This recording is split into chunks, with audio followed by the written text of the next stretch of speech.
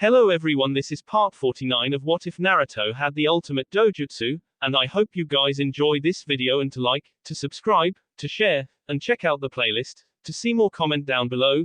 Now let's start the intro. They call me a god. They call me a god. They call me a god. Join my membership, the perks are great. It's in the description. UNI Compound, Head Office. Naruto and Tsume sighed as they continued to sign some doents. Things that had to be done like clan statements had been going on for a few hours at a time, as well as their newest additions to the clan that Naruto would have to have done. He hadn't counted on Momiji and Yutara being born that this early and, in haste, he had Kyubi and Kasumi agree to place the twins with Yuna for the time being. All had been happy to see that the twins took to Yuna easily and now they were sleeping. Naruto, are you finished with the Inuzuka request? Tsume asked with a groan. Naruto took up a sheet of paper and raised an eyebrow. The claim or request to expand on the training fields. Yeah, I approved that request. In fact, Naruto paused to stand to his feet, which got a surprise from Tsume. She watched Naruto bite his thumb as he s the ground, allowing for smoke to appear, and as it dispelled, 3 human-sized foxes appeared in front of him. Greetings, Naruto-sama. How may we be of service? They asked, and Naruto smiled. I need you guys to clear some land for me out back. We need it for more training fields, Naruto said, and they nodded as they jumped out of the window. Naruto watched them go before sitting back down next to Tsume and continuing to sign some statements. They both sighed to each other, and Naruto wanted to use his clones to handle this, but that was being a little too frequent. There were things that he did have to look at himself, and he didn't want his clones making all the decisions that he wouldn't know about till later, so this was good. Besides, it also gave him the opportunity to spend time with his wife. No matter how annoyed they were at the moment. Tsume-chan, where is the paper for the other Uzumaki Namikaze Inuzuka?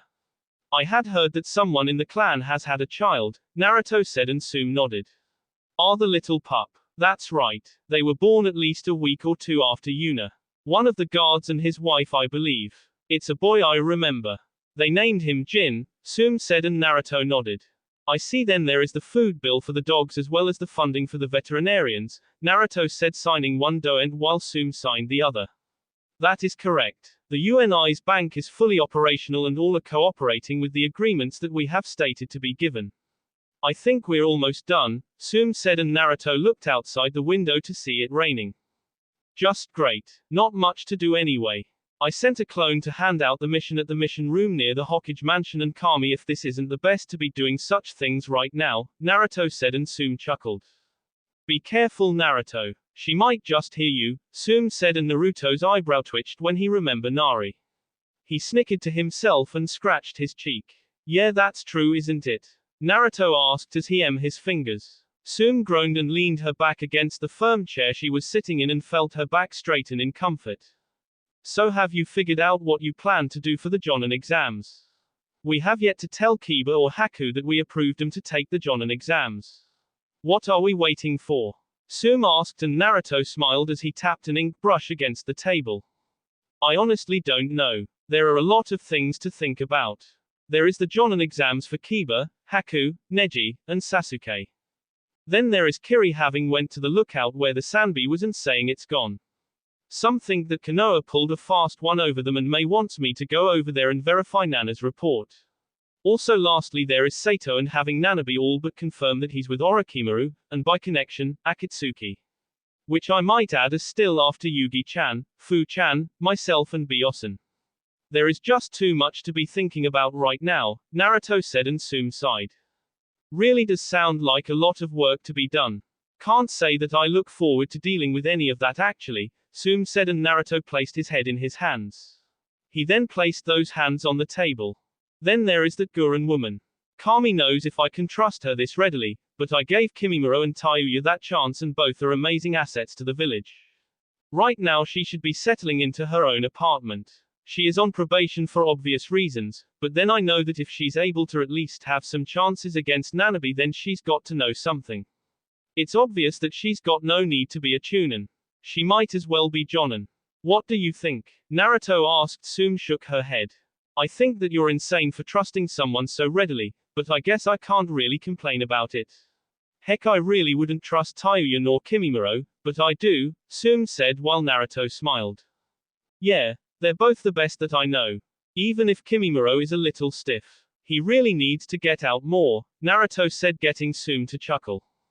I agree, but we'll have to do the same. Let's get this mess finished so you can meet with your supposed fiancé in her village, Sume said, and Naruto raised an eyebrow. You're not going to let that go, are you? He asked, and Sume smiled. What can I say? I'm a stubborn bee, Sume said, sitting back down to her seat while Naruto did the same and both continued to write out the doents. A few more hours passed and finally Naruto made his way down the stairs. He groaned to himself as he his fingers. Sume had decided to stay and fill out some more statements while Naruto tried to see to things around the village. He really didn't feel like going to the Hokage mansion, but he had his job to do. Then there was Mei and him going there. Then there was the Jonin exams and Naruto's personal recommendation of Kiba and Haku. Too much was going on that he really didn't want going on, but there wasn't much that he could do. The same could be said since Temari was still coming to the village and hanging out with Ino and Tenten while having Suna make the preparations for the Chunin exams which Konohamaru and his team would be doing. After that there was Naruto going to see Nari, then Akatsuki. Ugh. Too much for one day. Yo Naruto, Kiba said, shocking the blonde as he patted him on the shoulder. Naruto just casually waved back to him and the blonde raised an eyebrow. Hey Kiba, how long have you been a Chunin? Naruto asked and Kiba looked back confused. I'm about 2 years or so. What's up? Kiba asked and Naruto smiled. Well, it's my stepson's birthday next week, so I just thought I'd remember. I make it my business to know, Naruto said, and Kiba nodded with a small grin. He then widened his eyes and looked back. Did you just call me? Naruto's lingering smile was all he got and Kiba gasped as the blonde turned around and walked away. Kiba just looked at Naruto's retreating form and rubbed the underside of his nose while he could hardly stop the grin on his face. Thank you to-san, Kiba said, and he went back to whatever his business was. Naruto stepped out on the patio and he noticed one of the lights to one of the storage rooms on. He sighed as he wondered if someone forgot to turn it off and walked out in the rain. He was ready to open the door, but paused as he heard talking. So when you write it like this, then this will happen. It takes precise brush strokes to make this work. The same thing could be said about barrier fuinjutsu. It's one of the things that Naruto-kun and Kushina-sama taught me. Naruto heard Fu's voice and he was sure that someone nodded to her teachings. I see. So that's how it works. Well, over the past week Naruto-kun did teach me that chakra absorption techniques are about using your chakra to pull out someone else's. It seems to be the same as a chakra restriction seal that you've drawn. I don't particularly understand the concepts for these, but I think I understand the fundamentals of it all. Naruto heard Yugito's voice also. Seems like the two were teaching each other about what Naruto had been teaching him currently. It was true, Naruto had taught Yugito that past week and he would continue in the following weeks merely because she had the chakra capacity for it, as did Fu and himself. Honestly, Naruto couldn't even say that he knew chakra absorption techniques. He had it with a mindset that it was like genjutsu and quite like the Yamanaka mind transfer technique. Something of dealing with influencing your chakra with someone else's and then taking it and adding it to your reserves. The only issue with that was that if you synchronized your chakra with someone else's, then they could very well take your chakra as well. But Yugito was tricky that way. It was one of the reasons that he liked her that way. Guess I'll leave them alone then, Naruto said to himself as he walked back into the house. It was a shame that Izumo, Kotetsu, Shikamaru and Asuma had a mission now. Actually, Naruto had sort of forgotten what the mission was. Oh wait, yeah, delivery for a current dealing. Naruto had them go out and do something like that, but he would have to think about. He had wanted them for helping him in the organization of the next Chunin exams, but he would have to think about it later. Right now. Naruto stepped through the house as he placed his Hokage cloak on. He sighed to himself while Haku came down the stairs. Are you going to Kiri, Naruto-kun? Haku asked and Naruto nodded. Yeah, they're uneasy about the whole Sanbi thing, so I need to talk with Mei-chan about it. That, and there is the need to do something else there that I had Shizune write down for me since Kerr and I has a mission with some other Jonin that I sent him out on just a few hours ago. How is Kyubi-chan? Naruto asked. She is now sleeping with Kasumi-san, Ni-san, and Nana-san watching after her. She is really exhausted from her delivery, Haku stated, and Naruto nodded. He then sighed, but realized that Kyuubi needed rest for the entire day, which is why he didn't try to wake her up for anything that he didn't need to. She must have been running herself ragged. Sorry, I have to go. I'll see you later, Naruto said, leaving Haku hot under the collar. Honestly, what the hell was she waiting for? What was she so worried about in giving herself to Naruto? What did she want? She wasn't sure. She was sure that she loved Naruto a lot, but why was there hesitance? He wasn't even bringing it up that she wasn't going all the way with him or his concerns on the matter. Was she the only one who was worried? Look at Kasumi. She loved Naruto enough to have his child at this early of an age. She was willing to do all that, and the same thing was for Kyuubi. She did the same thing, and all three representations of their love for Naruto were sleeping in their cradles with each other. What made this so hard? So Naruto walked up the stairs and carefully opened the door to Kasumi's room. He noticed Nibi and Nanabi looking over Momiji and Yutara as the two slept soundly together. Kasumi, in the meantime, was slowly cradling Yuna in her arms while Yuna slept with Ryo at her side. It's just amazing. The chakra that you can feel from these kids. Half Bayu, half human, Nanabi said, and Nibi smiled. Momiji-chan is so cute. Just look at her. Both she and Yutara have their mother's hair. That's so amazing, Nibi said, and Nanabi pouted. I still aim to collect my personal time with Naruto-kun, but I guess it can always wait. We have more important things to do. Also, I hate to say it, but I'm worried about that Gurren woman. The Kaguya and his friends said they were going to see her, but I don't know about what, Nana said, and Ni nodded. Kasumi just hummed to her child while Tsukasa smiled. You're a natural, Kasumi, but don't you think that it is time? Tsukasa asked, and Kasumi stopped in her rocking chair. Yes, I do believe that I am ready. If you really wish for me to do it, then I shall, Kasumi said in her thoughts, and Tsukasa nodded. She still shivered and trembled as she remembered that time, but she had to move past it, and one of the way to do that was to start teaching Kasumi again. I do believe that you are ready. We will begin the teaching when you have enough time away from your child. I know she's important, but whoever can control me is going to come after you again, and I want you to be prepared for it, Tsukasa said, and Kasumi agreed. She looked down at Yuna, who yawned, but continued to keep to her mother's embrace. So this is where you are. The three turned their heads as they noticed Naruto coming through the door. Well, seeing as how we have nothing to do now, then yeah, we're in here.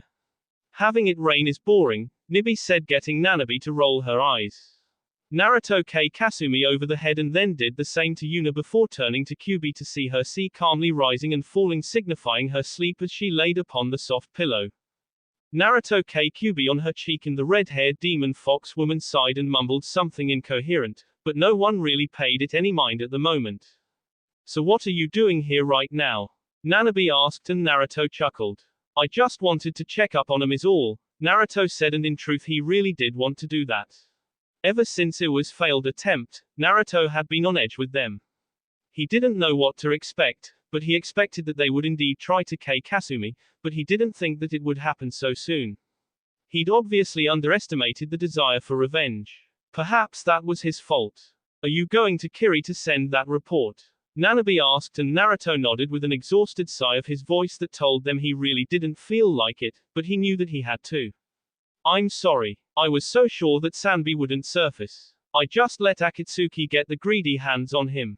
Kami knows where he is now, Nanabi said tiredly. Don't worry about it. You didn't know that they might come back for him that easily.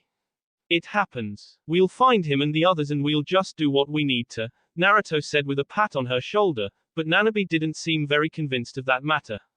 Very well then. I'll see you guys later, Nanabi said as she walked out the door.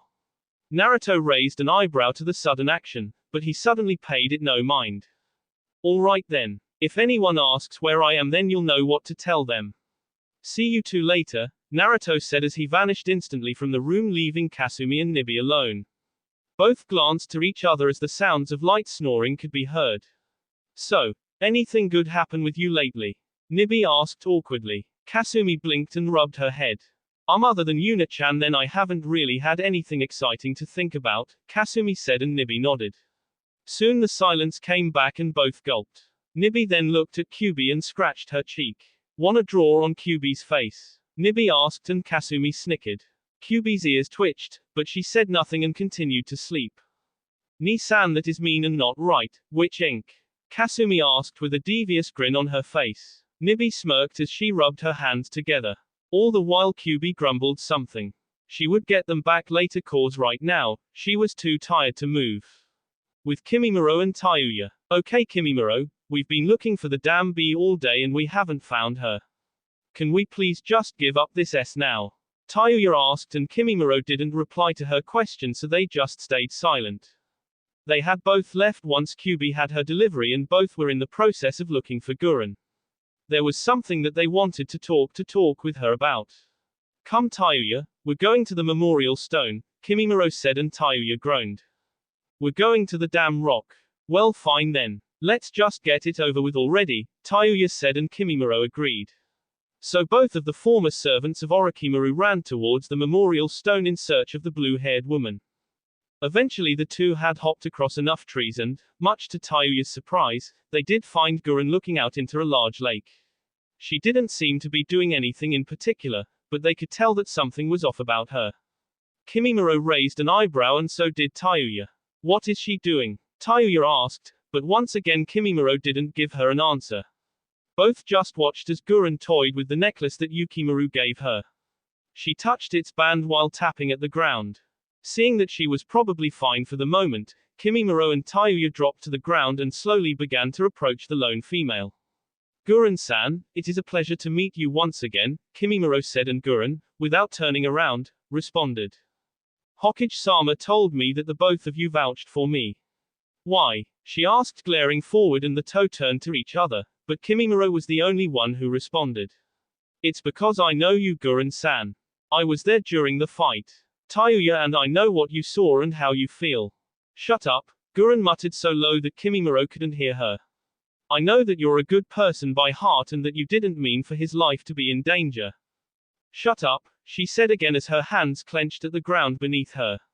"So I know you'll be an asset to the village and that you'll be able to find."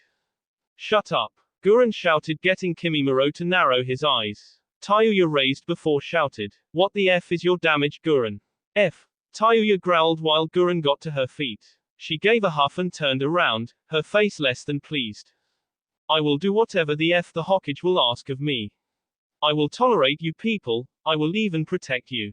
Hell, I'll lay down my very life for you people, but I am not some good person. You know how I feel. F you Kimimaro, you have no idea how I feel. Why don't you and Tayuya leave me alone before I get pissed off even more than I already am?" Guren growled, but Kimimaro matched her glare with his own. "Do you plan revenge?" Kimimaro asked and Guren turned around. "I'll get it one way or the other. These damn leaves, whether I'm in prison or not, they torment me. Always F, blowing in the wind and never falling to the ground. Just like Yukimaru. He's S. I couldn't even keep one promise to him. I don't need your help. I could have used your help when Yukimaru was S in my arms," Guren said as she walked off. Tayuya snarled while Kimimaro looked at the ground. "And that's F, our fault. You're the one who brought him to the damn swamp like a good little bee for Orochimaru. You were F warned about the damn technique from our captain, but you let it go through. Don't go blaming us for your F," Tayuya said and Guren balled her fists. She brought one of them up to her lips and bit down on it allowing it to draw B.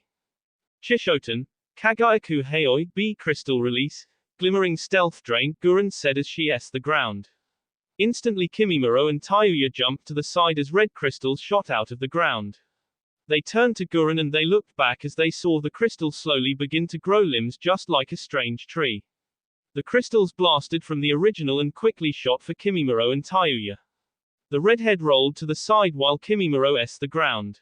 "Sawarabi no Mai, Dance of the Seeding Fern," Kimimaro said as countless bones sprang from the ground protecting Kimimaro from the bee-red crystals. The crystals S against the bones and Kimimaro watched in surprise as the bee slowly began to cover the bones and the crystals began to keep growing. He turned to Guren and he noticed her chuckle while Tayuya dodged left and right. She soon found herself pinned against a tree and looked back to see 3 crystals reach for her. She rolled out of the way as they S against the tree. Tayuya panted and she watched as the bee from the crystals seeped into the tree as it was covered and slowly decayed, becoming integrated into the bee crystals as the leaves on it dropped to the ground. What the F is wrong with you? Tayuya asked while Kimimaro stayed away from the crystals. Gurren just chuckled and the V crystals regressed into the ground. They stopped absorbing the bones and came back to the original as it seeped into the ground below. Nothing is wrong with me. Yukimaru's bee has become my strength. He is always with me, giving power to my crystals. Bee crystals are truly a fascinating sight to behold. It's a process, but it gets the job done, Gurren said, and Kimimaro narrowed his eyes. It is a very dangerous jutsu. If you're not careful, then it will devour not only your enemies, but your allies as well, Kimimaro said, and Gurren snickered. The only true ally I ever had, or wanted, was Yukimaru. Others before me are inconsequential, except the protection of Hokage-sama. Now you obviously found me for a reason.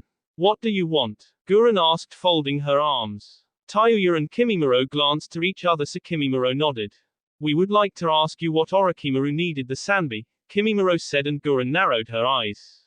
She looked at the ground while Kimimaro and Tayuya adjusted themselves. Tayuya leaned over so she could whisper into Kimimaro's ear. Oi Kimimaro, the F are we doing? She's lost it. She's already on probation as it is in the village.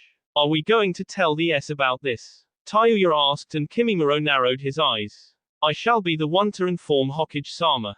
He'll be more lenient with her if he hears it from me, Kimimaro said, and Tayuya's eyebrow twitched. The F does that mean? She asked, and Kimimaro closed his eyes. It means that you don't have any sort of tact in dealing with this kind of situation, Kimimaro responded, getting Tayuya to snarl. She then pouted and both started to pay attention just in time as Gurren opened her mouth. I have no idea what the bastard wanted with the Sanbi. He's with Akatsuki now. They want to seal the damn thing. I don't care. All I care about for the moment is dealing with that bastard, Sato. I'll make him pay for what he did, Gurren said as she turned around. Hold it, B. You get an attitude with us, attack us, and barely give us any information at all. Exclamation mark. That's B. You have to tell us something. Tayuya said, and Gurren stopped, the rain washing over her face, letting it bring her hair down. Due to the wetness, the band that kept it in its usual shape snapped, letting her hair fall. Gurren looked at the fallen band and sighed. Too much S for her today. She just wanted to go to sleep in her new apartment complex. The Anbu had at least, at the gesture of Naruto, gave Gurren enough money to pay utilities and groceries for the next 4 months. That's how long her probation was. Of course it could be lowered if she behaved herself, so she decided to do that. She didn't need a hidden village mistrusting her than they already did. Gurren turned her head and focused on Tayuya and Kimimaro. Alright then, I'll tell you what I know about it. I don't know much, but I know that the Bayou aren't the bastard's goals anymore. No, after he gets the Bayou then he's going to get the thing that Madara Uchiha told him and the rest of Akatsuki about, Gurren said, and Tayuya snarled. The F who attacked Konoha using OF. Kimimaro, the going to come after, Tayuya stuttered, and Kimimaro nodded.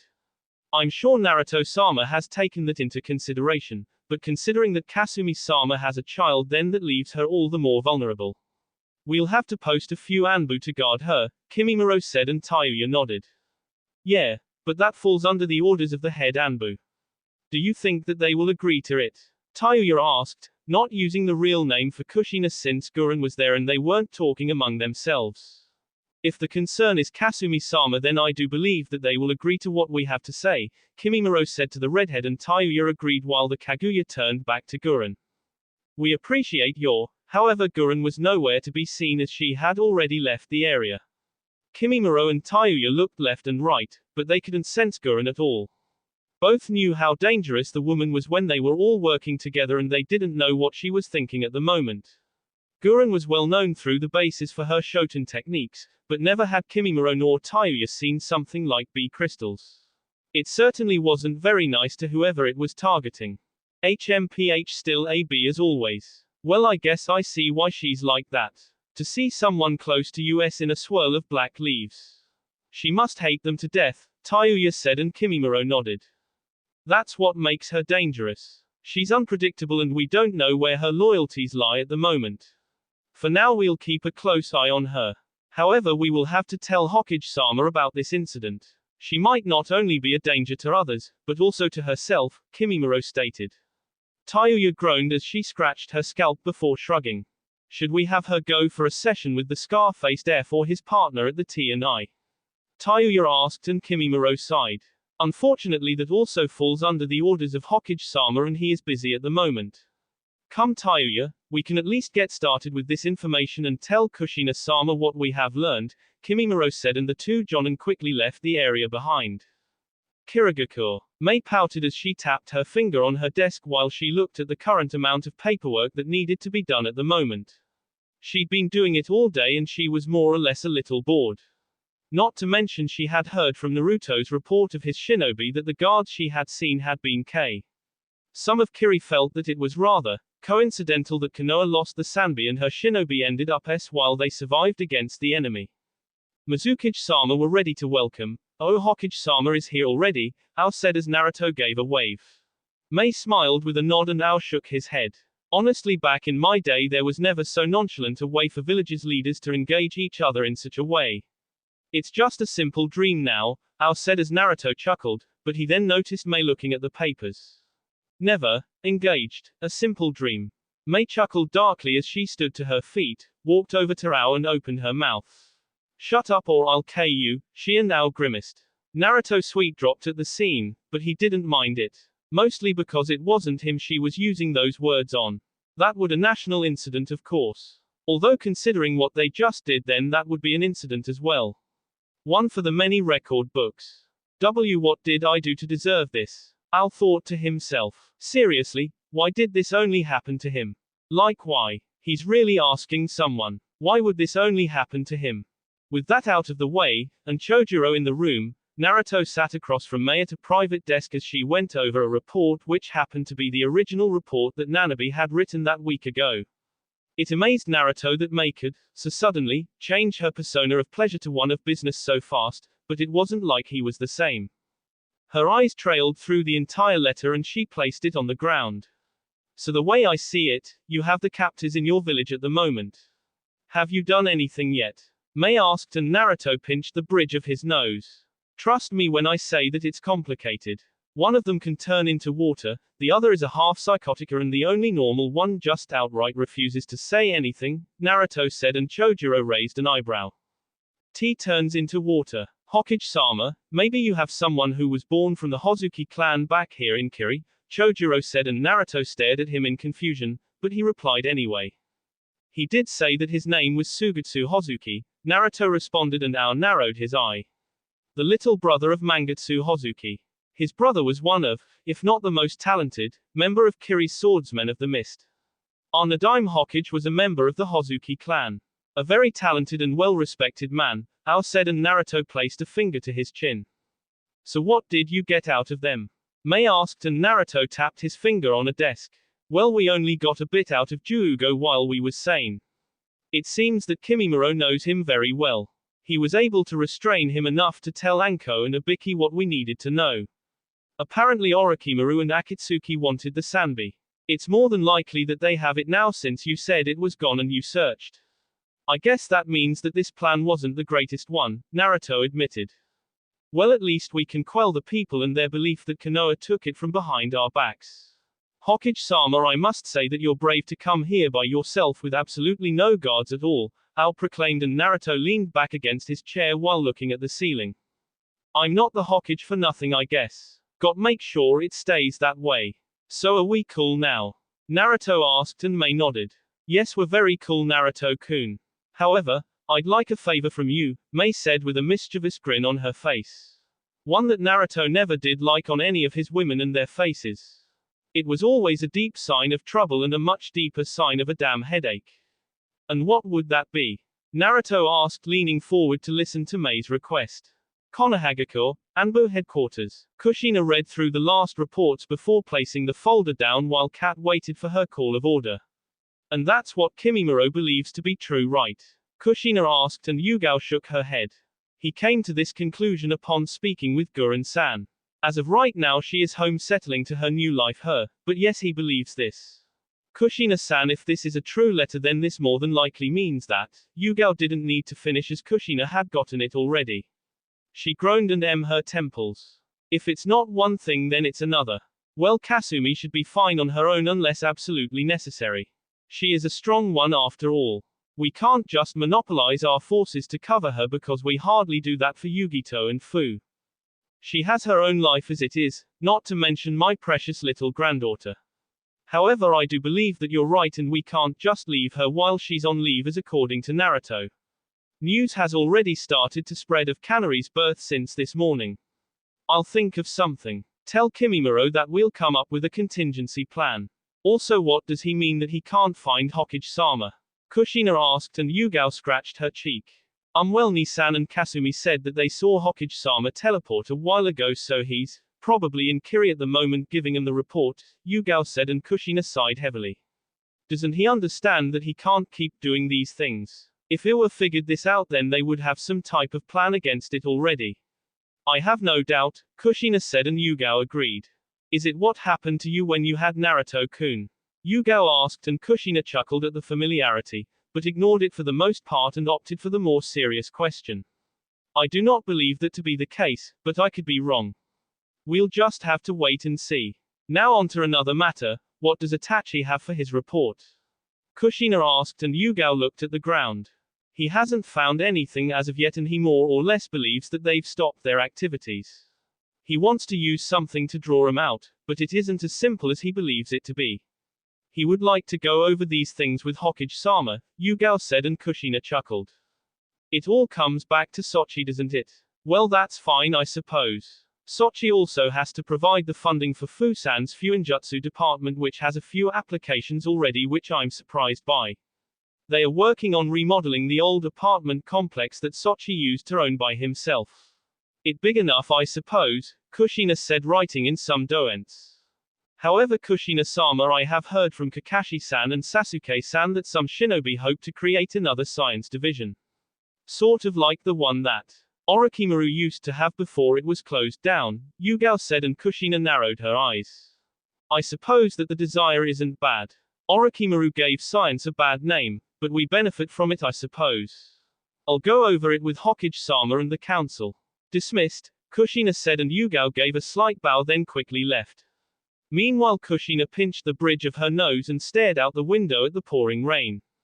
I never liked the rain, Databane, she said before turning back to her work. Too much work and not enough time in the day. Honestly, she only ever wondered just how she had managed with her earlier times when Minato was around. A few girls had told Kushina that she should get back out there and have fun, but Kushina hated that. She didn't desire such things. All she ever truly needed was Naruto and Minato and the survival of the UNI. Anything other than that was pointless. She didn't desire a love life anymore. Snowy mountains. Nari continued to watch over the world in front of her, and she sighed sadly. Honestly, the only amazing thing to her was the fact that those humans had come here. Of course, there was that she kept a close eye on those people, Naruto specifically. She never had an idea why, but she just figured that it was a passing thing. He interested her. He also didn't act like she might have expected him to. He held himself with a lot of courage, care, and determination. Just like her son, the Rikido Sennin. Nari still never forgave herself for that. She touched her necklace slightly and she could see it shimmer in the light before she continued in what she was doing, or she would have if the door hadn't been open.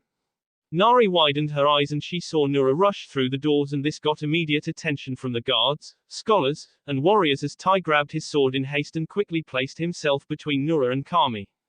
Nura dropped to the ground and panted while the people muttered to themselves. Nura, what are you doing here? Tai asked in surprise. Nura managed to catch his breath and gave a light cough. Weren't you going to find Sato and take the Raijin back?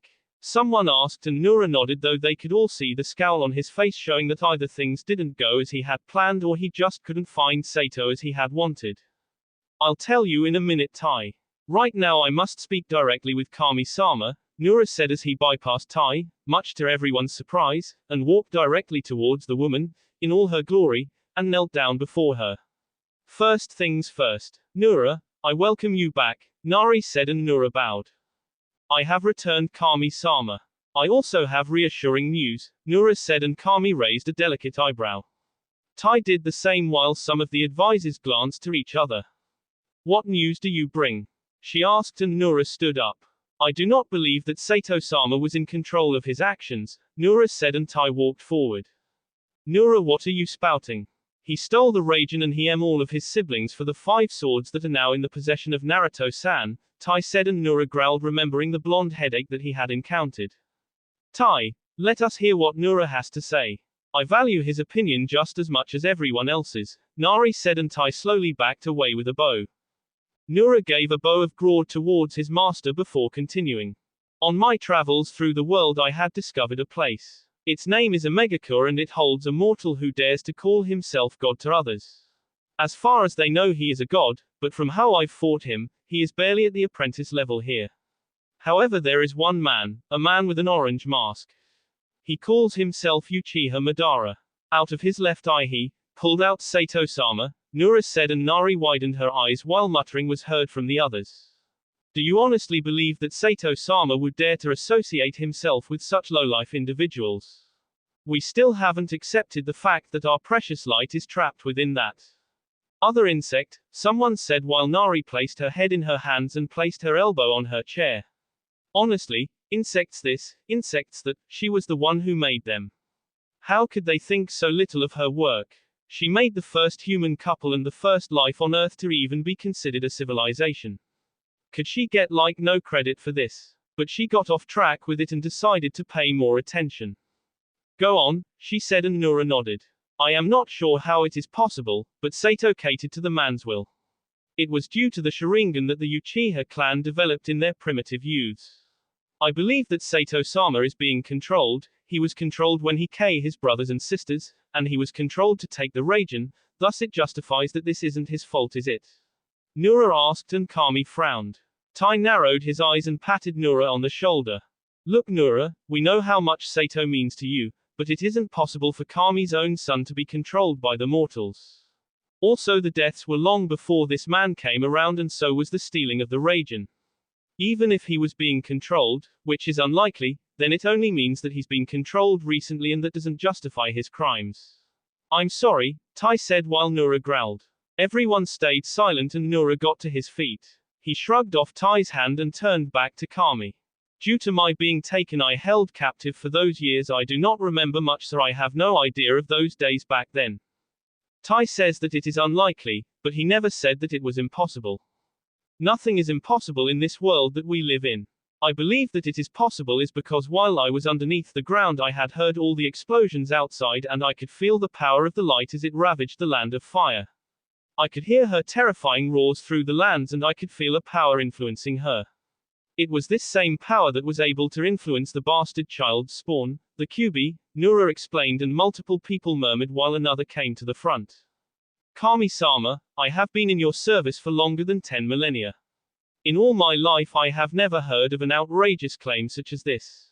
Nura is obviously saying that the light and the Kyuubi are equal in power, as only the Kyuubi would be so easily manipulated to go on a rampage through its own territory. They call it a demon for a reason, he said, and Nari narrowed her eyes while her hands toyed with the necklace around her neck. That is not what I was saying. Of course the Kyuubi pales to the power of the light, however, as much as I hate to admit it, they are based off the same principles. Kyuubi is the product of the Rikudo Sennin's power, just as the light is the product of Kami-sama's power. What I am trying to say is, if one can control the Kyuubi, then they can attempt to control the light. If they control the light, then they can control Sato-sama. Mortals call it Genjutsu, but we know it by its true name. It is this power that binds him. I intend to go back there and free him, Nura said while Tai, and the newest person, Ko, stayed in silence. They glanced back to their master. Nura, you have already interfered in mortal affairs for too long with your foolish quest of seeking to end the life of the Rikudo Sennin. You were raised better than that by your father. You care too much for what happens out there. It has been our sacred vow to only observe and intervene if necessary. When we do, then we do it discreetly. The only other time that we were needed badly was during the Second Great Light War, and you were our best asset for it. Stop this before it brings you to ruin, one of the advisors said, and Nura stood to his feet. We have already stepped in this too much as it is. With the Raijin being stolen from its resting place and Sato-sama being on Earth, then this is no longer their problem. If they all get destroyed in the process, then so be it. They are only insects. Nura shouted. Silence. Kami shouted and everyone instantly silenced themselves. Nura quickly reined himself in and bowed deeply while Tai and Ko fell to one knee and bowed as well. The advisors held their heads down while the guards around the area felt like they couldn't even breathe. Everyone was silent and no one dared to try and say anything. All just kept their heads bowed in reverence while Nari leaned back into her chair and calmed herself as well. Nura, you have overstepped your boundaries in this matter. I have tolerated it, but I forbid you, or anyone else, to refer to humanity as insects. Control yourself, Kami said and all acknowledged. She sighed and then pinched the bridge of her nose. Sato, controlled or not, is a concern and I feel that it would be in our best interest if, you, Nura, were off him, Kami said while Nura widened his eyes. Tai and Ko stiffened, but did nothing while Nura looked up at her, his long white hair covering his eyes. Tai will be placed on this assignment for the time being. Nura, you will wait here and I will instruct you on when to act, Kami said, her voice returning to normal. No one dared challenge that authority, so Nura just grinned and bore it. Hi Kami-sama. Forgive my rudeness, Nura said as he stood to his feet. Tai and Ko did the same while the elders held up their heads. Nura then turned around and walked away, leaving only Kami to sigh while Tai looked at him sympathetically. Nura walked through a hall and suddenly stopped. He balled his fists and gave a light curse before walking off. He didn't have time for this. Seeing Nura leave, Kami turned to Ko and smiled. Ko, I have an assignment for you as well, she said and Ko bowed. Hi Kami-sama. I am yours to do with as you please, he said, getting Kami to nod. Omegacore. Pain surveyed the destroyed area along with Madara and Conan. They had all been looking down at the long-drawn S across the ground that Nura made, but what surprised them was that they couldn't find the man anywhere. He had just disappeared through the week they had searched. No one knew where he was, and for Pain, that was unacceptable. The base of Akatsuki was found out and it was like waiting for a village to just up and attack them. It was agonizing. How is the search, Conan? Nagato asked and Conan looked at the ground. It has been unsuccessful. Even Zetsu can't find him and he's our best spy network. We have asked around, but no one knows who the guy is and we're not sure if they even know where he's at, Conan said, and Pain folded his arm while Madara opened his mouth. So you just let this intruder waltz into the Akatsuki base and not only did you not kill him, but you also let him escape. You're slipping, Nagato, Madara said, and Nagato narrowed his eyes.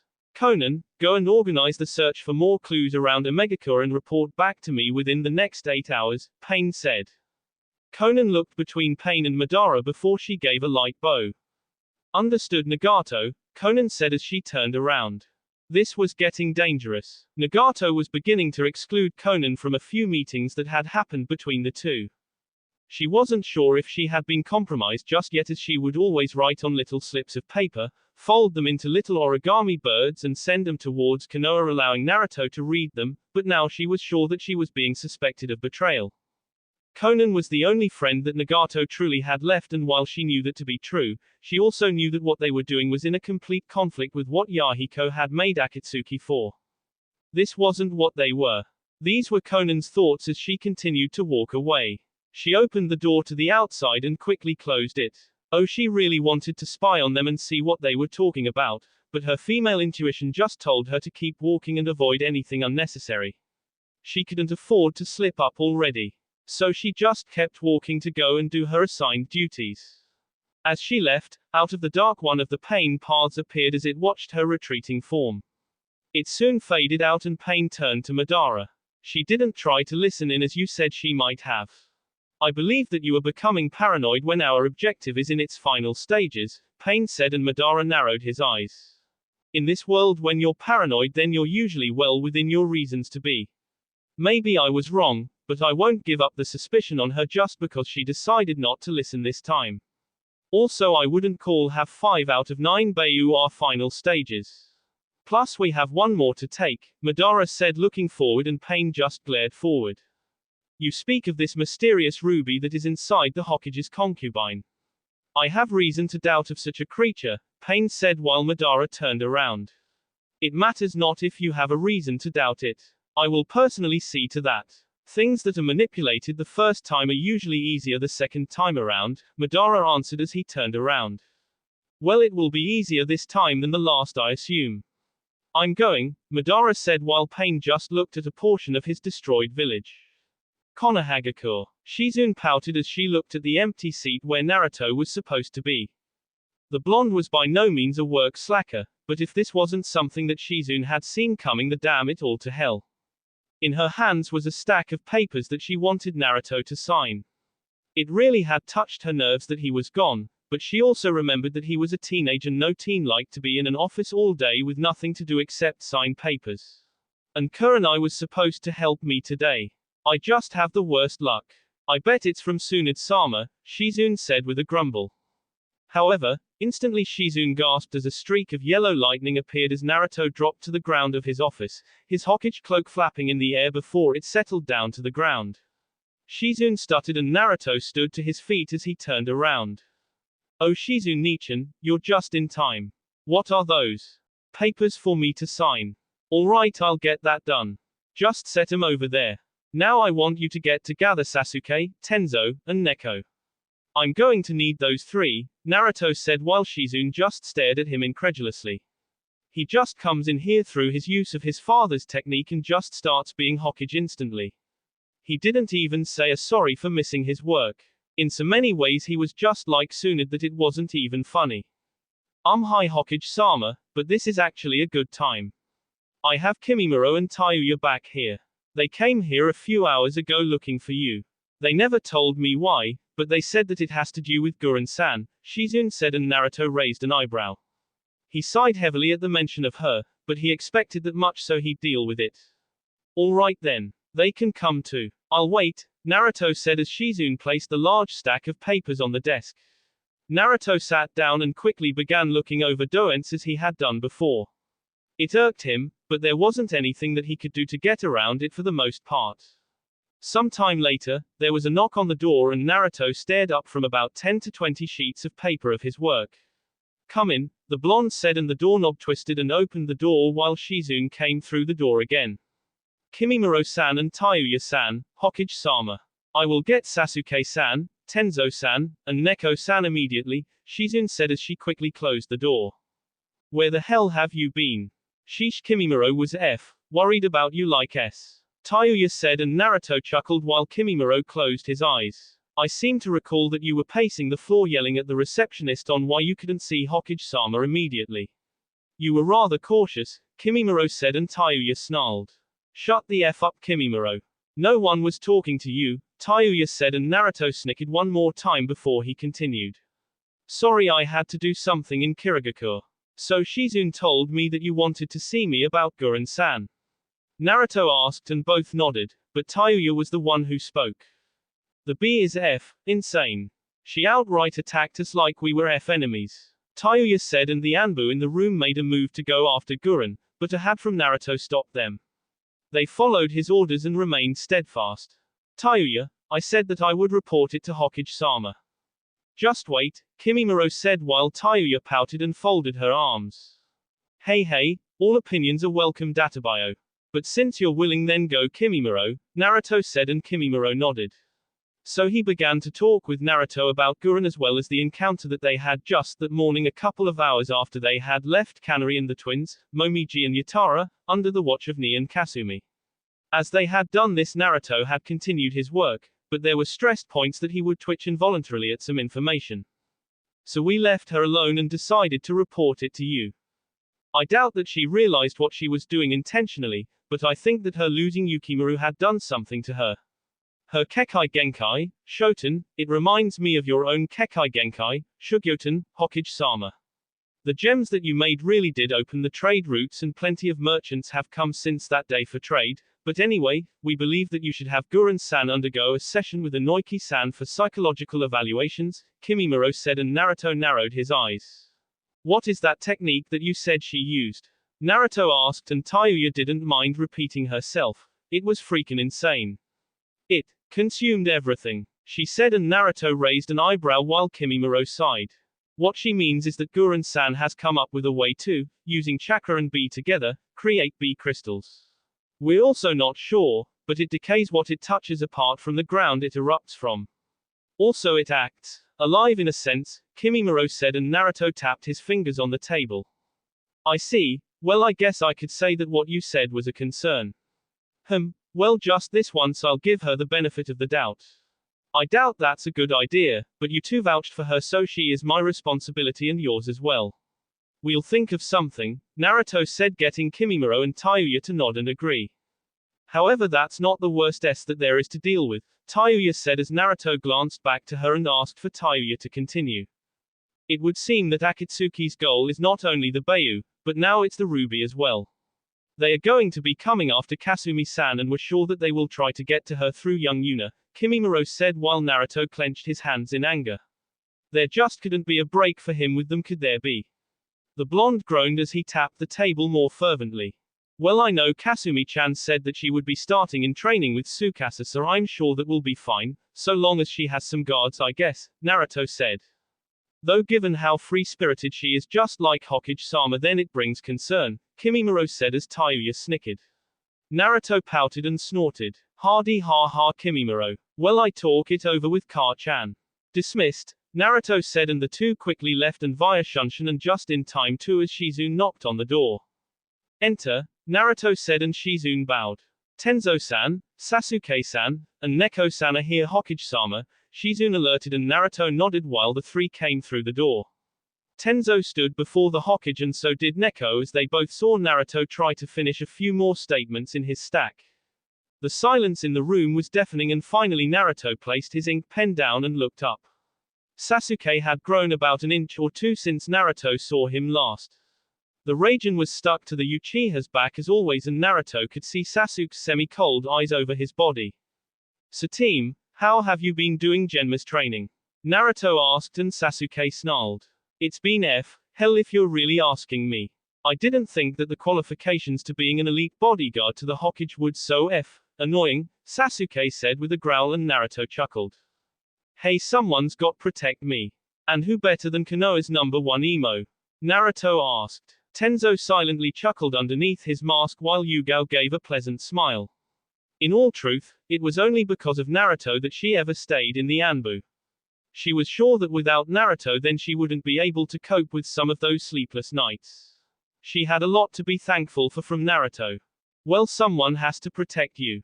Since you probably couldn't do it yourself. Makes me wonder what the daimyo and old lady were on when they allowed you to take over, Sasuke said with a smirk.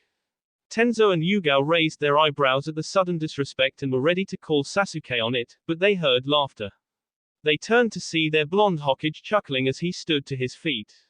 Sure. Let's go with that team. Sheesh, if I needed someone to protect me then I wonder why I called for you, Naruto said while Sasuke's eyebrow twitched. He snorted and folded his arms. However, he couldn't stop the smirk on his face while Naruto patted the Uchiha on the shoulder. Well, whatever, let's get going, Naruto said as he opened the door. Hokage-sama, you have no told us where we are going and why you need us, Tenzo exclaimed, and Naruto sighed with a short nod. We're going to have to go to the 4th level of the prison. Ibiki should be working there now. I'll explain on the way, Naruto said, and they followed him out. Having left the Hokage mansion, Naruto, followed by Sasuke, Yugao and Tenzo quickly made their way through the streets. Now normally the Anbu never walked through the streets as they seemed to intimidate people, and it was rather unconventional, but with Naruto leading them then it wasn't that difficult. Kids placed in the streets and people conversed with each other while Naruto guided Sasuke and the Anbu to his destination. Hokage-sama, I would like to bring up an issue of this morning. Hokage-sama, where were you this morning? Neko asked, and Naruto scratched his cheek.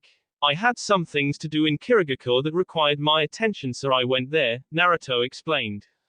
Alone? Tenzo asked, and Naruto nodded while Sasuke shook his head. Really? Our village leader went to another village by himself. Well, if that isn't trusting then I don't know what is, Sasuke said, mostly to himself, but the others heard him and Naruto sighed. Look, I had a busy timetable to deal with and trying to fit Mai Terumi into it was going to be complicated if I had taken the 4 to 5 day walkout off-boat ride there. I'll be sure to inform you when I talk about going to another village. I overlooked it, Naruto said, getting Yugao to sigh and Tenzo to shake his head. Sasuke just snorted and all continued their walking. It was about 10 minutes later that they arrived at the destination as Sasuke looked up along with Neko and Tenzo. The two Anbu narrowed their eyes at the sight while Naruto opened the door. The prison. What are we doing here? Sasuke asked as he and the two Anbu followed after Naruto. Sasuke, what can you tell me about Karen? Naruto asked and Sasuke narrowed his eyes. I hardly remember her, to be honest. I had met her during the Chunin exams when we were younger, but since we didn't see her in the second round, then I guess she didn't make it. She was an annoyance when I had first met her, but it seems that she remembers me well enough, Sasuke said, and Naruto turned to him. I see. So you and your teammates met her while you had that opportunity. Considering how you were then, I didn't think you were capable of such a thing, Naruto said, and Sasuke growled, but he could understand. Looking back on his life, he found that he had a lot to make up for. Especially to Kiba and maybe even Sakura if she ever returned. Sasuke snorted a response as Naruto came up to one of the prison guards. Rokudaime-sama, what are you doing here? He asked, and Naruto walked past him along with his Anbu and Sasuke as the Chunin followed into step behind them. Is Ibiki Oji here? Naruto asked, and the man nodded. Hi. He is currently by himself in his office, the man said, and Naruto nodded as he continued down a flight of stairs. Sasuke paid none of the prisoners a mind as he had been lucky to have gotten off easy since he was still at the genin rank and he'd been on a probationary period only because Naruto had spoken with the council on most of the things that had to happen. He was very much lucky in that regard. They exited the halls as Naruto passed through a perimeter between the criminals and the officials. The officers saluted to Naruto as he passed them and opened the door to Ibiki's office. Naturally, Ibiki's main office had been T&I department, but he also had one set up in the prison since he was kind of the warden there. Yeah, strange, wasn't it? Ibiki looked up from his work to see Naruto walking towards him. Hokage-sama, what can I do for you? Ibiki asked, and Naruto smirked as he pointed outside. We're going to be transferring a prisoner, Naruto said, and Ibiki raised an eyebrow. Sasuke, Neko, and Tenzo turned to Naruto while the blonde smiled. Which one? Ibiki asked, and Naruto gave a light grin across his face while Ibiki reached for the keys. They all soon left and went down from the first ring and down to the fourth ring. It hadn't taken that long as they all followed him, and everyone soon came up to a cell door as Ibiki fished for the right keys. How is he? Naruto asked, and Ibiki sighed. He complains constantly about his need for water, but I assume that you know why, Ibiki said, and Naruto nodded that he did as Ibiki opened the door and pushed it open, allowing everyone to see the inside of the cell doors. They could see him bunched up in a corner trying to keep out of the light in his room. He looked up at Naruto and then turned to Sasuke before coughing. Hey buddy, ya got any more water? He asked while Naruto narrowed his eyes. Ibiki shook his head as Naruto turned to Ibiki and nodded. The scarred Jonin left the cell and in moments returned with some water in a bottle and handed it to him. The young man drank it thankfully and stood to his feet. Woo, that felt good. It was just what I needed, to get out of here. He shouted as he ran forward. Yugao, Tenzo, and Sasuke moved to intercept, but a hand from Naruto told them that he was fine. He lunged for Naruto with a chuckle while the blonde held up two fingers. Juken, knee ratio, gentle fist, two thunder palms, Naruto said as he s his two fingers into two of the man's body. He cursed before he dropped to the ground and coughed. What? The Juken shouldn't work on me, he said, and Naruto smiled. True, but this Juken was created by me with Raiten involved. A perfect counter to your ability of water, Sugetsu Hozuki, Naruto said while Sugetsu chuckled. Yeah, can't get one over on the Hokage. Damn, that hurt. So, what do you want to see me about? Sugetsu asked, and Naruto folded his arms. Sasuke, Yugao and Tenzo relaxed while Ibiki narrowed his eyes. That's right. Since your little episode is over, then I can tell you the news. You're not going to be here anymore, Naruto said, and Sugetsu grinned, showing them his sharp teeth. Is that right? You're letting me go after Gurren? A little trusting, aren't you? Sugetsu asked while Naruto smiled. Hokage-sama, I don't mean to question your intentions, but why are we letting him go? I could see the reasons for Gurren-san, But doing it now with him after he just outright attacked you is a disregard to Konoha safety, Tenzo said, but Naruto barely acknowledged that. Well, he did acknowledge it, but chose not to answer. It's not that simple. You're going to be transferred to Kirigakure. You've been on their hit list longer, so I see no need to actually not send you there, Naruto said, and Suigetsu paled. What? No. Don't send me there. Do you know what they'll do to me if they see me? He asked as Naruto turned around. Not my problem. Ibiki set up containment. Sasuke, Neko, and Tenzo will take the mission of delivering him to Kirigakure. Sasuke, you're leading this time, so make it work, Naruto said while Sasuke sighed, but nodded and Ibiki bowed then left. That's why you summoned us, Tenzo said, and Naruto just shrugged as he walked out of the room. Hey guys. Not to change the subject or anything, but do you think he could come back and let me move?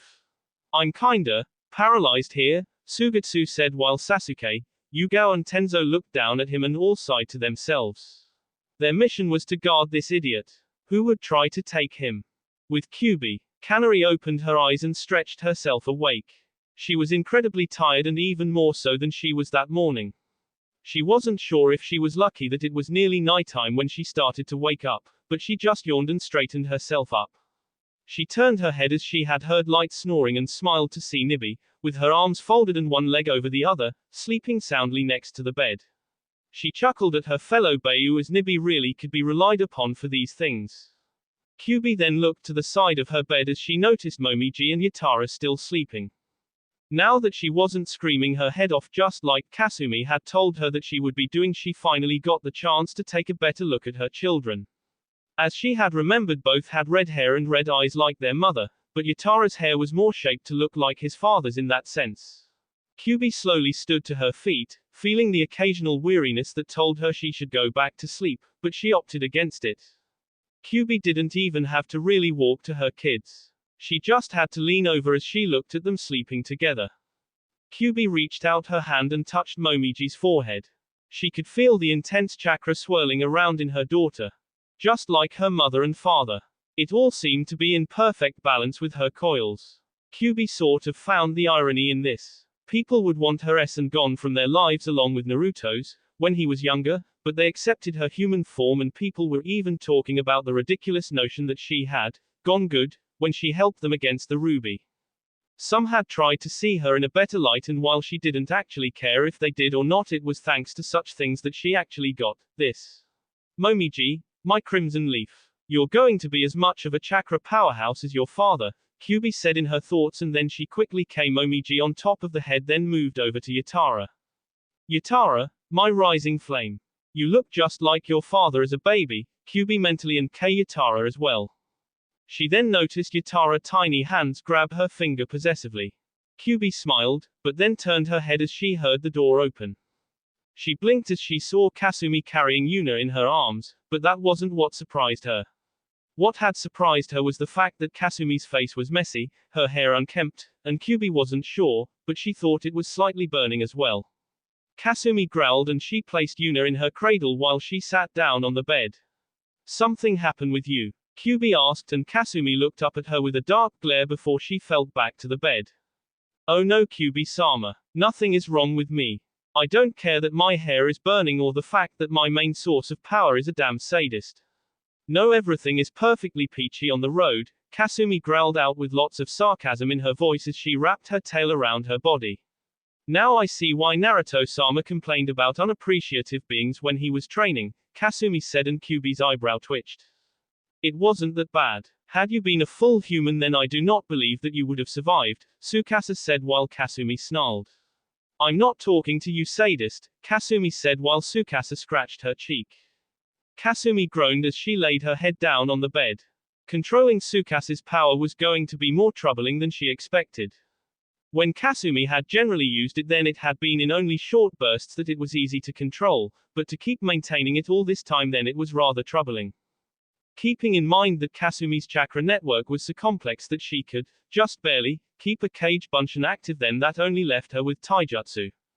She was a dog first, and generally dogs weren't able to cast techniques opposite taijutsu and possible ninjutsu because of the design, but her having Kyuubi's Yuki, then she was capable of that, but not by much it seemed. That's why she had trained, read books, and practiced with Guy and Lee the chances that she could, without going insane, and learn as much taijutsu as she could. She had even attempted to open the third gate to her body, seeing as she could last longer, but that was more than likely going to be a process in the making. Kyubi shook her head as Kasumi instantly went to sleep from her day, and Kyubi rubbed her head. Guess this is a bad time to bring up what I wanted to talk about. I guess it will have to wait, she said to herself. Kyubi then climbed back into her bed and fell asleep, but this time with Kasumi at her side. Hospital, with Tsunade. Tsunade sighed gravely and pinched the bridge of her nose. Haku and Shizune looked down sadly as Tsunade finally gave orders. Call it Shizune, Tsunade said, and Shizune slowly took a notepad. Hi Tsunade-sama, Shizune said as she quickly turned around and left. Haku, go inform the brat, Tsunade said, and Haku bowed. Hi Tsunade-sensei, Haku said as she turned around and opened the door, but then she looked back.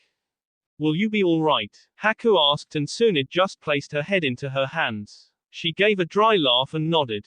I'll be fine, Haku. Just go and complete your duties, okay? Tsunade asked, and Haku quickly left with a considerate bow.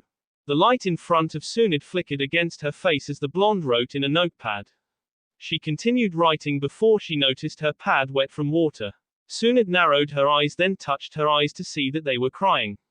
She soon stopped and shook her head. She then stopped writing and moved away from her desk.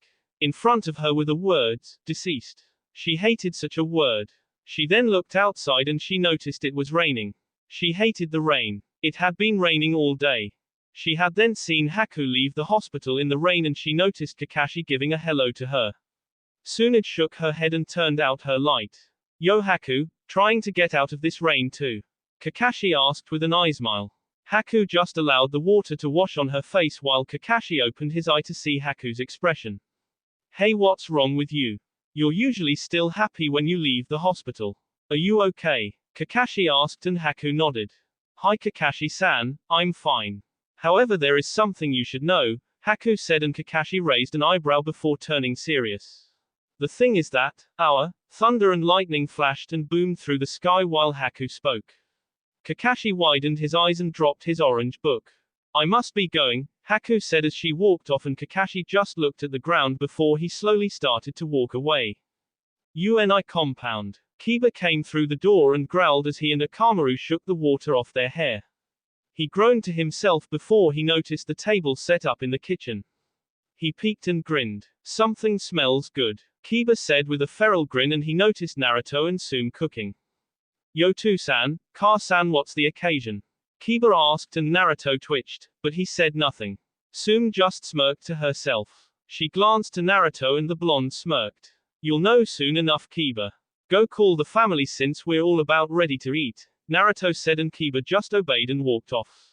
Meanwhile, Kuromaru opened one eye as he had been laying on the floor. You're not going to tell him? He asked, and Naruto chuckled. We'll wait until Haku-chan comes home so that they both can hear it. I can't wait to see the look on their faces. Speaking of such things, aren't you curious about seeing your granddaughter? Naruto asked, and Kuromaru twitched. Tsume snickered and Kuromaru smirked back. I did see her. She's just like Kasumi, Kuromaru said, and Naruto agreed as he had his clone set the table in front of them. It didn't take that long for everyone to be seated. Nibi had told Naruto why Kyubi and the twins couldn't attend, and the blonde understood, so he allowed them the time. Anko was there waiting, and so was Kurenai, who had just gotten back a few minutes ago from her mission. Kushina sat in her table, as did Fu, Yugao and Yugito. Yugao's mission was to start tomorrow. Kimimaro and Tayuya sat next to each other. Kasumi sat next to Kushina as the redhead played with her granddaughter, getting a laugh from Yuna. Hana sat in between Tsume and Nanabe while Kiba took a seat next to Naruto. The only empty spaces were for Kyubi and Haku. So what's the occasion? I'm hungry, Anko said eagerly while Naruto smiled. He kept glancing at Kiba, getting the Chunin to raise an eyebrow, but he said nothing as he waited, but not patiently. He was eager for some reason, and soon everyone heard footsteps. They turned to see Kyubi walking, albeit slowly. Kanari-chan, should you be up right now? Naruto asked, and Kyubi yawned. I haven't eaten all day. I'll take a quick bite, hear this announcement, and then I'll go back to bed. I should be fine tomorrow Osa, Kyubi said as she sat down. By this time Momiji and Yatara were awake as they glanced around the room. Naruto held out his arms and Kyubi placed them into said arms as Naruto wrapped around them. Momiji looked at her father and she saw Naruto give her a wide smile so, as if by her nature, she returned it with her own babyish one. Naruto then yelped as Yatara had managed to grab the blonde's bangs and give them a light tug. Gonna be a handful for you aren't they Sochi? Kushina asked still playing with Yuna and Naruto's eyebrow twitched.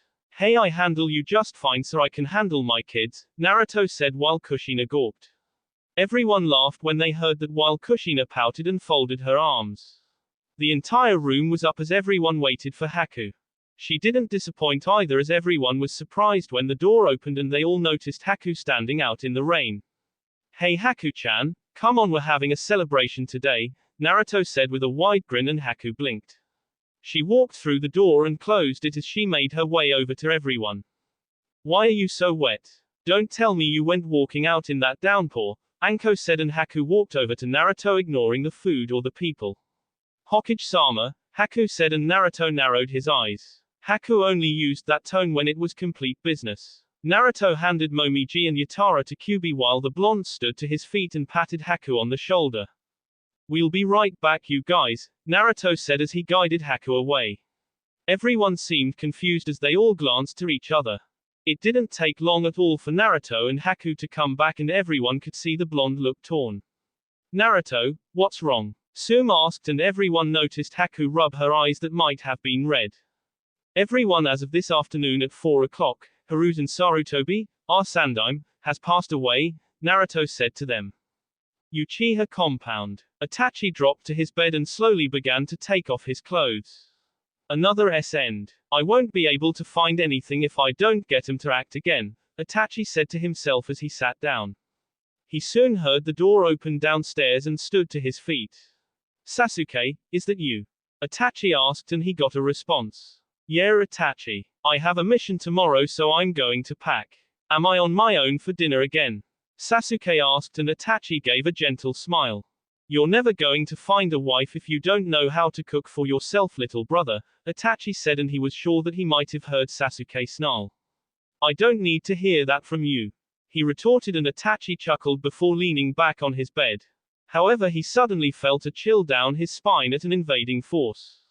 He stared icily in front of him as he noticed Madara in front of him. Getting comfortable aren't you? He asked and Itachi frowned as he stood to his feet. What are you doing here? He asked. Toby grinned behind his mask while his Sharingan focused upon Itachi's appearance. The older Uchiha brother didn't make a sudden move as he needed his own answers to this question, but he noticed Toby look around his room and made no sudden move to stop him. You must be happy knowing that your actions did not happen as you expected them to. It seems that Konoha even calls you a savior despite what you did. Tell me how are the nights when you fall asleep? Do you sleep well knowing that you care your mother and father? Or even the rest of your clan? You seem to be doing rather well for yourself, Toby said and Itachi closed his eyes. What I had wanted will not happen now that I have recognized what I come to see. As a Konoha shinobi I have K for my village. If they are willing to accept a traitorous person like me then I will not deny them, Itachi said and he heard the sound of footsteps and opened his eyes to see Toby staring directly at him. He could feel the influence of a genjutsu over him before Itachi's eyes filled with the Sharingan as well. Both seemed to be staring at each other as Toby smirked. You think they have accepted you? Don't be ridiculous. You sure they aren't talking behind your back even now? The only reason that you have this life is because of your Hokage. It is not by your efforts that you. Exactly right. It is by my Hokage that my little brother knows the truth. I didn't like it and I hadn't seen it coming, but now I welcome the intervention that he has done for me. Itachi's eyes intensified as Toby could feel their redness resonating in front of him. You're scared of Rokudaime-sama, Itachi said in conclusion and Toby narrowed his eyes at him while Itachi did the same. He is merely the means to an end. I am able to take care of him at my leisure, Toby said and Itachi wasn't buying it at all. I have a hard time believing that as I find it unlikely that Konoha would be attacked by chance by the Kyuubi and then the Ruby later. You did it. We both know it and Rokudaime-sama knows it, Itachi said and Toby casted a light glare at him. All things have their purpose. Just as the Kyuubi Jinchuriki does. He, along with the Nanabi, Nibi, and Hachibi, will be mine. As well as the Ruby, though I have learned something interesting from Sato. You remember him, don't you? Toby asked while Itachi didn't move, but his eyes showed him that he did know who he was talking about. It seems that there are 5 special swords, and with them I will be able to gain the greatest truth. It's a shame that he doesn't know where they are, but from when I fought with the Kyuubi Jinchuriki, then I suppose I can at least claim that he had 2, right? Toby asked, and Itachi just looked at him. I would have no idea of knowing. Itachi lied and Toby knew it was a lie, but both knew that he wasn't going to push it. However, I wonder how faithful you are to Konoha. You are here talking to me and you have yet to inform anyone of my arrival. Not that I would allow you the opportunity to do so. You're not that foolish, Toby instigated, and Itachi, once again, closed his eyes. I realize you're scared. You have not predicted that Naruto-kun would grow this much in the amount of time that he was left alone. You are also weary of his Shinseinigan, the Divine Light Eye. He is the biggest threat to your plans and you don't know how to proceed, Itachi said, and Toby chuckled. Is that right? Well, I'll admit that his dojutsu is a great mystery to me. With it I think I could do quite a bit. However, you have failed to overlook one thing. Let's just say that I have Orochimaru doing a little side project of mine. I'm sure that the nations will be very interested in its design, Toby said, and all of a sudden he heard cackling as he looked down to see the Raijin at his tea. Is that right? Well, what design might that be? Sasuke asked while Toby turned his head to see the youngest Uchiha along with the oldest looking at him coldly. So you did call for someone. Impressive that I never saw you do it. The young Uchiha has improved greatly, Toby said while Sasuke snarled. Who are you? Sasuke asked, and Itachi answered. Sasuke, this is the one who influenced Fugaku to the Uchiha rebellion, or so I believe anyway, Itachi said while Sasuke smirked. You have a lot of guts to show your face here, Sasuke said, and Toby looked down at the Raijin, still cackling in lightning as it was rumored. An impressive weapon. You seem to have forgiven your brother for what he's done. Or do you not remember how he see down your mother and father? Toby asked while Sasuke snarled. You talk too much, he said, and he his sword, but seemed surprised as it passed through Toby and lodged itself into the wall. Sasuke raised an eyebrow and growled. What? I know I hit him, Sasuke thought, and Toby soon began to warp away. You both would be an embarrassment to your clan, Toby said as he walked away, leaving Sasuke and Itachi alone. Sasuke went to grab his sword while Itachi patted his shoulder. Sasuke, let's go. We're going to have to inform Hokage-sama, Itachi said, and Sasuke agreed. I agree with you, Sasuke said as he took his sword from the wall it was embedded in and back into its sheath. Sasuke, there is something that I want to show you, Itachi said, and Sasuke raised an eyebrow. Itachi came to the stairs and Sasuke followed him. What is it? Sasuke asked, and Itachi looked in front of him. I am about to tell you of Uchiha Shisui, Itachi said, and Sasuke raised an eyebrow, but slowly nodded as they walked off. Somewhere else, Orochimaru and Zetsu traversed the regions of an underground base that had belonged to the Snake Sannin as they came into a large room. Kabuto, are the preparations ready? Orochimaru asked, and Kabuto bowed. Hi Orochimaru-sama. All procedures are being taken care of at this very moment. How would you like to proceed? Kabuto asked, and Orochimaru held up a small tube while Zetsu raised an eyebrow. What are you doing? The black half asked, and Orochimaru's long tongue s the tube back into a tube holder. I have just started a very fruitful experiment. Tell me, Zetsu, what do you think of my experiments? Orochimaru asked. They are kind of weird if you're just asking us, White Zetsu said while Orochimaru snickered. Kabuto adjusted his glasses on his face before offering the same smirk as well. Is that so? Well then, how about I give you another treat? Follow me, Kabuto, you do the same. I'm going to show you both a special surprise, Orochimaru said, and Kabuto raised an eyebrow. Zetsu did the same and they both looked to each other. They just saw Orochimaru walk out of the lab and Kabuto hastily followed him. Zetsu did the same and they all walked down through the halls once more. No one knew about this base apart from Orochimaru, Kabuto and Zetsu. This was the place where he had done a few heinous things, but then again this was Orochimaru, so anyone could figure that much already. Orochimaru-sama, Though you did get the Sanbi for Akatsuki, have you heard of Guren-san, Yukimaru-kun, and the others? Kabuto asked, and Orochimaru grinned to himself. Zetsu raised an eyebrow as Orochimaru turned his head. I have been informed of them. A shame for little Yukimaru. He was a young boy. I had high hopes for him in my plans. In fact, I still do at this moment, Orochimaru said, and Kabuto blinked. You plan to use the Edo Tensei? Kabuto asked, and Orochimaru smirked. I do not believe that is possible, he said, and Kabuto tilted his head to the side in confusion. How is that? White Zetsu asked, and Orochimaru elaborated. Young Yukimaru-kun is a mystery. I have tried the Edo Tensei on him 3 times, as I have had managed to collect significant portions of his DNA, but no matter how hard I try, nothing seems to happen. He might be a unique boy, Orochimaru said while Kabuto placed a finger to his chin. So Yukimaru-kun is somehow resistant to the Edo Tensei. How unusual, Kabuto said while Zetsu seemed just as confused, but he didn't voice it. Also going back to Guren, Kabuto.